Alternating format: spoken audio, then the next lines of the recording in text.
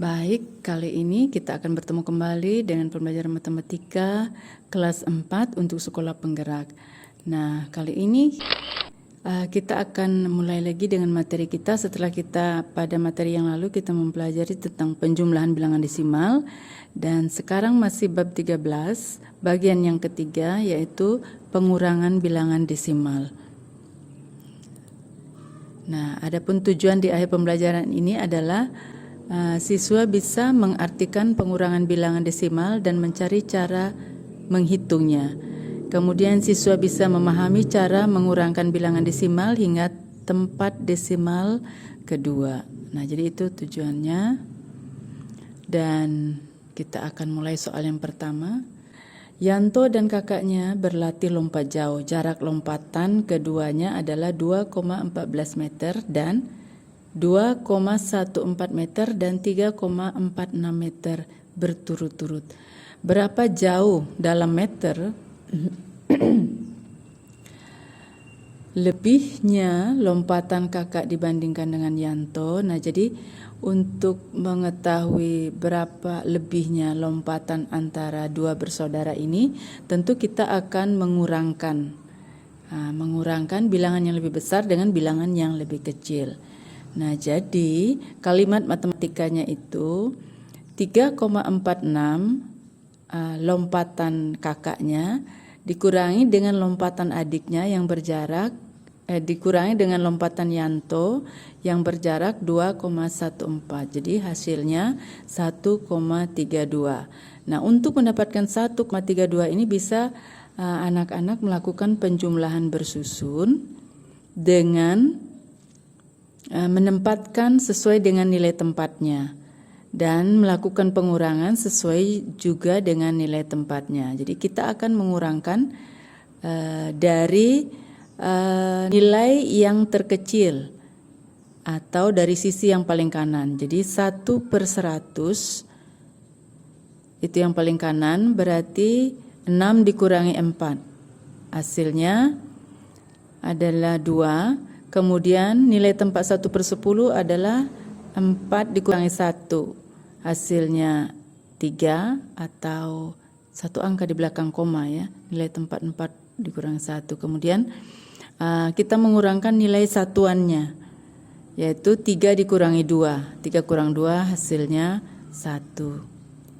Nah, jadi 1,32 itu hasil pengurangan atau selisih lompatan dari kedua saudara tersebut antara kakak dengan Yanto. Nah, jadi untuk pengurangan bersusun bilangan desimal, susunlah angka-angka dari bilangan tersebut sesuai dengan nilai tempatnya. Kemudian lakukan pengurangan seperti pada bilangan asli. Nah, jadi ini sudah dibuatkan kelompok-kelompoknya. Jadi sesuai nilai tempatnya 6 kurang 4. Kemudian hasilnya 2 itu menempati nilai tempat 1/100. Kemudian 4 dikurangi 1 hasilnya 3 menempati nilai tempat per 10 atau satu angka di belakang koma, dan pengurangan dengan 3 dikurangi 2 hasilnya 1 itu menempati tempat satuan. Nah, jadi seperti itu. Nah, kita akan coba dengan soal yang berikut. Jadi 1,25 dikurangi 0,67. Jadi kita bisa melakukan pengurangan. Kita susun berdasarkan nilai tempatnya terlebih dahulu. Dan kita lakukan pengurangan mulai dari sisi kanan atau per 100 atau 2 angka di belakang koma. Ya, jadi 5 kurang 7 itu hasilnya mereka 5 dikurang 7 tidak bisa karena 5 nilainya itu kecil. Jadi kita buat kita buat 5 atau bilangan yang dikurangi itu menjadi lebih besar. Caranya dengan meminjam angka di depannya, dinilai tempat per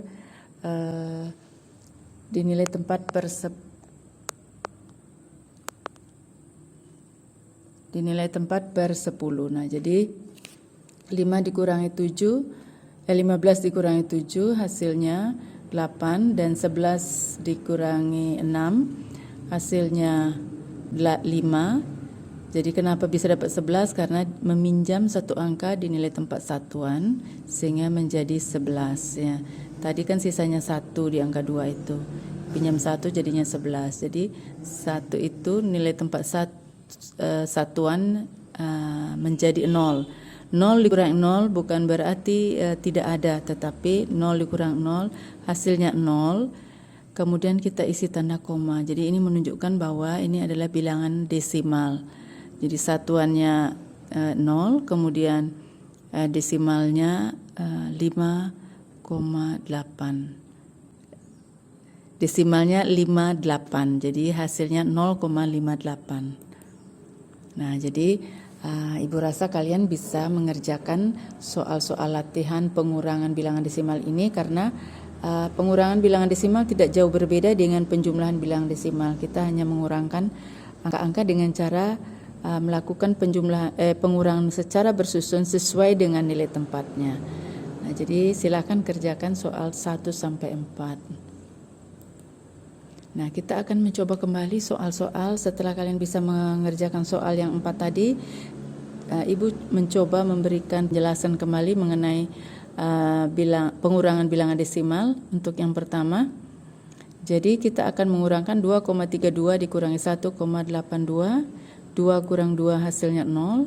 3 kurang 8 tidak bisa, jadi kita meminjam satu angka di nilai tempat satuan. Hasilnya 13. Kurang 8 jadi 5. Kemudian sisa satu angka kurang 1 hasilnya 0. Jadi 0,50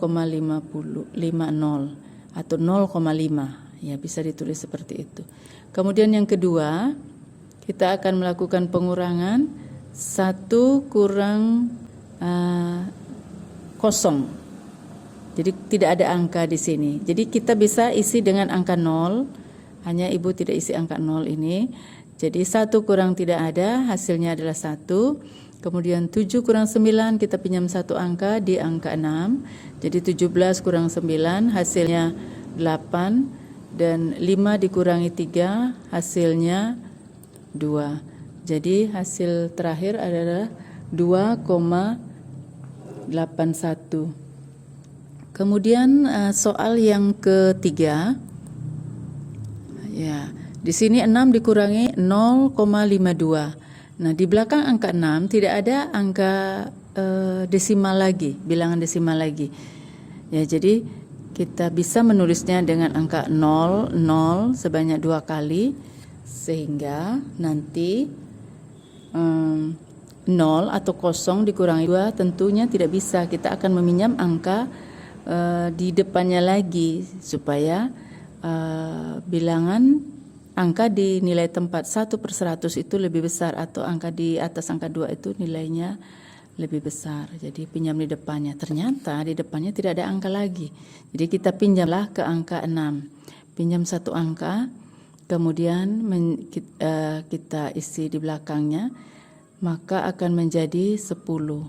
Nah, setelah ada angka kita baru bisa meminjamkan ke angka di belakangnya lagi atau di nilai tempat 1/100 atau di angka yang paling sisi kanan, maka menjadi 10. 10 dikurangi 2 hasilnya 8, dan 9 tadi sisanya 9 sudah dipinjam 1, dikurangi 5 hasilnya 4, dan 5 dikurangi 0 hasilnya 5. Maka hasil terakhir adalah 5,48. Kemudian soal yang terakhir atau yang keempat, 3 dikurangi 5 hasilnya tidak bisa, jadi kita pinjam satu angka di depannya. Ternyata di depannya 0, maka 0 ini akan meminjam angka depannya lagi menjadi satu angka, jadi 10. 10 dikurangi 1 karena dipinjam oleh angka 3, maka menjadi 9. Maka yang terakhir adalah angka 13 dikurangi 5 hasilnya 8, 9 dikurangi 2 hasilnya 7, kemudian 4 dikurangi 4 hasilnya 0, dan hasil terakhir adalah 0,78. Nah, itu penyelesaian soal 1 sampai 4. Nah, kita akan lanjut pada soal yang berikut ini.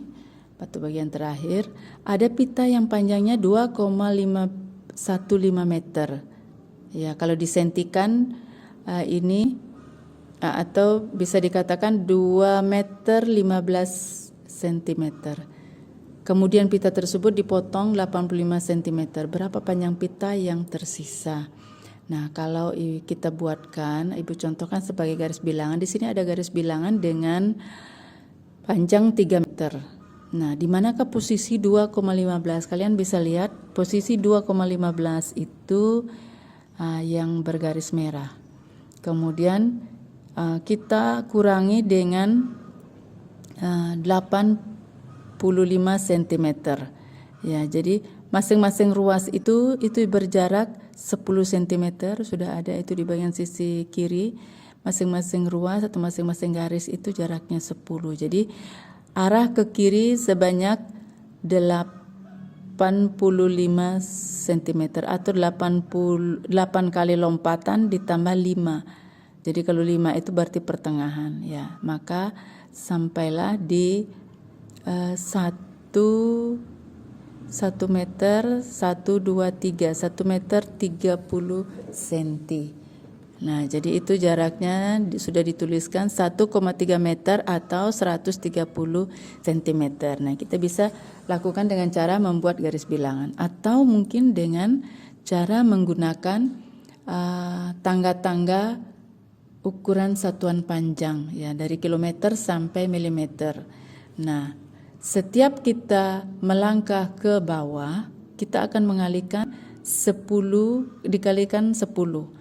Jadi karena dari meter ke sentimeter, ya, jadi dari meter ke sentimeter itu jarak lompatan kita melakukan sebanyak 2 kali lompatan, berarti dikali 10 kali 10 atau kali 100. Berarti kita akan menyatukan satuan yang meter menjadi sentimeter terlebih dahulu supaya gampang untuk menghitungnya.